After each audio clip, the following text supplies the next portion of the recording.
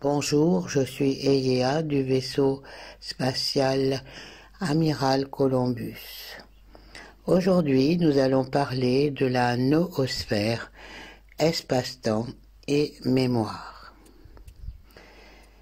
Les espaces-temps se modifient en fonction de la qualité et de la clarté de la mémoire de l'être, que ce dernier soit un individu ou un collectif.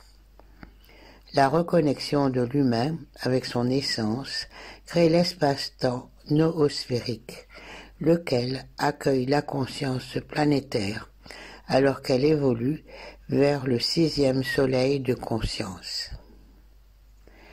Il y a une mémoire individuelle et une mémoire collective. La mémoire individuelle perçoit l'espace-temps dans le contexte plus large d'un champ mémoriel planétaire, lequel conserve la mémoire collective ainsi que la vision future de la planète, la noosphère. Celle-ci occupe un espace-temps de type psychomental solaire qu'il nous reste encore à découvrir. Trop vaste pour être conceptualisée, la noosphère peut néanmoins être expérimentée et saisie avec les outils du mental. Elle peut également être expérimentée en tant qu'attribut de l'espace-temps du Soleil. Nous pensons habituellement à l'espace-temps comme à une pièce dans laquelle nous sommes assis ou à ce que nous pouvons apercevoir par une fenêtre. Ce sont là des espaces-temps causals déterminés par des états optiques fortement conditionnés.